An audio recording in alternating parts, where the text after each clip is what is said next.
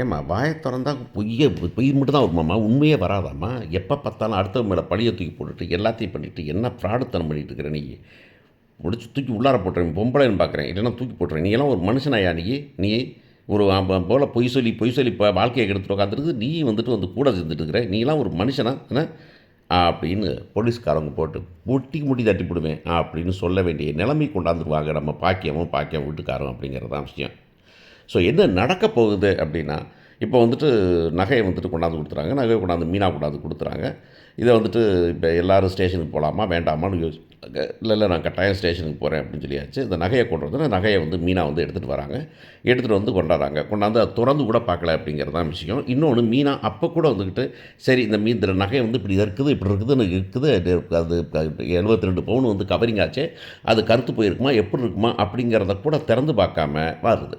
கேட்குறாங்க ராஜியை பேசாமல் சொல்லிடலாமா? வேண்டாம் விடு, பிடிச்சிட்டான். அவங்க இதுக்கு பயந்துக்கிட்டு தான் வாங்குறாங்க. அவங்க போட்ட நகை அவங்கள்ட்டே போயிடுது, அவ்வளோதான். இது வந்துட்டு அவங்க கருப்பு நகை போட்டாங்க, வெள்ளை நகை போட்டாங்க, நல்ல நகை போட்டாங்க, இப்போ ஃபேக்காக போட்டாங்க அப்படிங்கிறதெல்லாம் நம்ம வந்து பார்க்க வேண்டியதில்லை. கொண்டு போய் கொடுத்துடலாம், அவங்க வாங்கிட்டு போயிடுவாங்க அப்படின்னு. ஏக்கா அவங்க என்னமாதிரி சொல்லிட்டாங்கன்னா அதெல்லாம் ஒன்றும் சொல்ல மாட்டாங்க, திருடனுக்கு தேல் கொட்டின மாதிரி கம்முன்னு இருப்பாங்க அப்படின்னு ராஜி சொல்கிறாங்க, மீனா சொல்கிறாங்க. சொல்லிட்டு போகிறாங்க. அங்கே போய் ஸ்டேஷனுக்கு போனோன்னா வந்துக்கிட்டு ஏம்மா நகை கொண்டாந்துருக்கீங்களா? கொண்டாந்துருக்குறோம் அப்படிங்கிறாங்க. ஏம்மா இந்த பிரச்சனையை ஒன்றும் ஈஸியாக முடிச்சுக்க முடியாதா அப்படின்னா, எனக்கு ஒன்றும் பிரச்சனை இல்லைங்க, என் மகளை கூட்டி போய் வாழ்ந்தாங்கன்னா எனக்கு ஒன்றும் சம்மந்தமே இல்லை, இதை ஒன்றும் கேட்க மாட்டேன், நகையும் வேணாம் பகையும் வேணாம், எனக்கு என் மகளை கூட்டு கொண்டு போய் வீட்டில் வாழ சொல்லுங்க அப்படின்னாக்க, நான் வீட்டை விட்டே ஓடுவேன், சாமியாரை கூட போவேன், ஆனால் ஓ மகளோட வாழ மாட்டேன் அப்படின்னு சரவணே சொல்லிடுறான். உடனே இந்த அம்மா கடுப்பாகி நகையை கொண்டாந்து கொடுக்குறாங்க. அந்த அம்மா வாங்கிக்கலான்னு பார்க்குது. வாங்கினா வக்கீல் நம்புறார், வக்கீல் எடுத்து பார்க்குறாரு, நகை எடுத்து பார்த்துட்டு ஐயையோ என்னம்மா அது நகை வந்துட்டு எல்லாம் கவரிங்காக இருக்கா அப்படின்னு. ஆமாம் கருத்து போச்சுமா எல்லாம் அப்படின்னா, ஐயோ நான் தான் எல்லா நகையும் போட்டேனே, நல்ல நகையாக போட்டேனே, 80 பவுன் போட்டேனே, இப்படி போச்சே அப்படின்னா, என்னது 80 நகை போட்டிங்களா அப்படின்னு மீனா சொல்கிறாங்க. மீனாட்டம் சொல்லிருந்தம்மா, ஐயோ இந்த பொருள் தான் எடுத்துப்பான்னு நினைக்கிறேன்.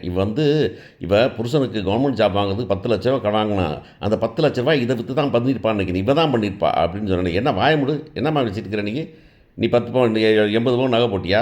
ஏம்மா அது தாலி பிரித்து கோக்குற அன்றைக்கே வந்துக்கிட்டு இருக்கு மேடம், இவங்க வந்துட்டு நகையை போட்டாங்க 8 பவுன் தான் நகை, மீதி 72 பவுன் கவரிங்னு மயில் பேசிகிட்டு இருந்தாங்க.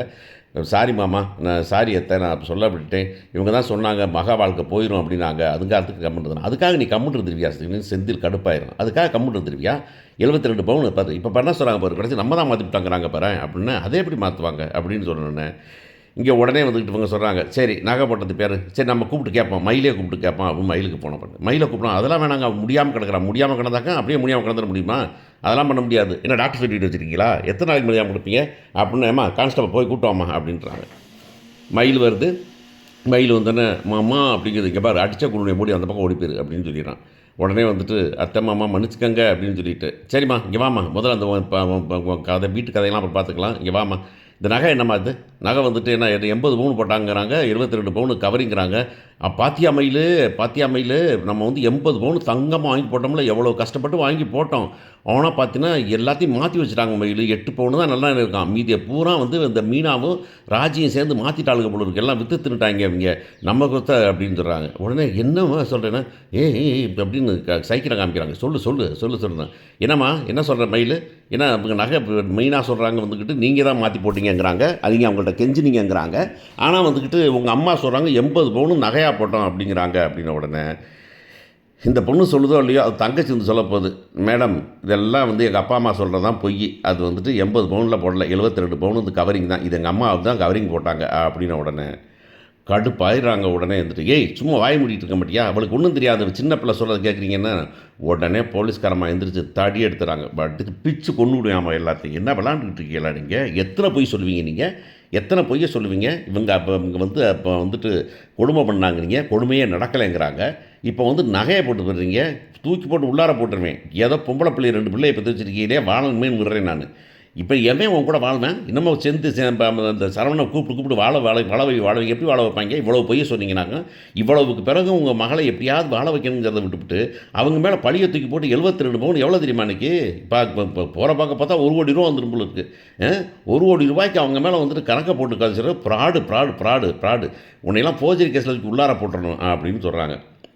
ஏங்க நீங்கள் சொல்லுங்கள் பாண்டியன், மிஸ்டர் பாண்டியன், கேஸ் கொடுக்குறீங்களா அவங்க மேலே? இவங்க எல்லாம் உங்கள் மேலே பண்ணியிருக்காங்கன்னு கேஸ் கொடுத்துறீங்களா அப்படிங்கிறாங்க. உடனே இல்லை மேடம் அதெல்லாம் இல்லை அப்படின்னு சொல்லிட்டு இவன் சொல்கிறான், சரவணன் சொல்கிறான், மேடம் அந்த கேஸெல்லாம் வேண்டாம் மேடம், அவங்க எப்படியோ பொழைச்சிட்டு போகட்டும், இருக்கிற போகட்டும், இந்த 8 பவுண்டுக்குள்ளே எடுத்து தூக்கிட்டு போகட்டும், ஒன்றும் ப்ராப்ளம் இல்லை. ஆனால் ஒன்று தான், நான் வந்து டிவோர்ஸை வந்துட்டு கட்டாயம் வாங்கியே ஆவேன், எனக்கு டிவோர்ஸ் கொடுத்தே ஆகணுங்க, அப்போ மட்டும் சொல்லி அனுப்புங்க நீங்கள். ஏன்னா இவரோட நீங்களே சொல்லுங்கள் மேடம், இவரோட வாழ்ந்தாக்க இவங்க அப்பா அம்மா வந்து ராத்திரியில் கள்ள தூக்கி போட்ட மாட்டாங்க தலையில் அப்படின்னு கேட்குறான். உடனே இல்லை மாப்பிள்ள, இல்லை சார் மேடம் நான் வந்து என் பிள்ளைய வாழ வைக்கிறதான் மேடம் பண்ணேன் நான் அப்படிங்கிறாங்க அவங்க. உடனே வாழ வைக்கிறதுக்காக என்னம்மா பண்ணுவேன், குடும்பத்தையே கொண்டாந்து குடும்பத்தில் அவ்வளோ பெரிய மனுஷன், ஒரு ஊரில் ஒரு பிஸ்னஸ், அவன் மக சின்ன பிள்ளை, அந்த பிள்ளையெல்லாம் வந்து படிக்கிற பிள்ளையெல்லாம் தூக்கிட்டு வந்து ஸ்டேஷன் நிறுத்திவிட்டு இப்போ வந்துட்டு அவங்கள்ட்ட கெஞ்சி சொல்கிறியா, நானே இருந்தேன் வீட்டுக்குள்ளே விட மாட்டேன் உடனே நான் அப்படின்னு போலீஸ்காரமாக சொல்லிடுறாங்க. உடனே அவங்க போய் ரெண்டு மைல் போய் அவங்க அப்பா அந்த பாண்டியன் கால்லையும் கோமதி கால்லையும் கொண்டு அங்கே இனிமேல் நான் எங்கள் அப்பா அம்மா திரும்பி கூட பார்க்க மாட்டேன், நீங்கள் என்னை வீட்டில் மட்டும் சேர்த்துக்கங்க அப்படின்னு. அதெல்லாம் எனக்கு முடிவு இல்லாமல் இனிமேல் வந்துக்கிட்டு என் பிள்ளைங்க முடிவில் நான் தலையிடுறதில்ல. சரவணன் என்ன சொல்கிறானோ அதான். ஏன்னா சரவணன் ரொம்ப உடஞ்சி போயிருக்கிறான் அப்படின்னு சொல்லிட்டு, இங்கே பாரு மரியாதையாக விவாகரத்தை கொடுத்து நீ பாட்டில் கம்முன்னு வாழ்கிற வழியை பாரு, அவ்வளவுதான். இந்த உங்களையெல்லாம் வச்சுலாம் நான் வாழ முடியாது, நான் வீட்டில் வந்து சேர்க்கவும் மாட்டேன் அப்படிங்கிறேன். உடனே நான் செத்து போயிடுவேன், செத்து போகிறது வந்ததில்லை, என்ன சாகாது, எங்கள் வீட்டில் சாகாது, நீ உங்கள் வீட்டிலே செத்து போயிடுறேன், ஒன்றும் பிரச்சனை இல்லை, ஆனால் வந்துட்டு வீட்டுக்கு வரேன் மட்டும் சொல்லாத அப்படின்னு சொல்லிடுறான். நொறுங்கி போயிடுது மயில், குயோ முயன்னு கத்துது, இவங்க கிளம்பி போயிடுறாங்கங்கிறது தான். பார்ப்போம்.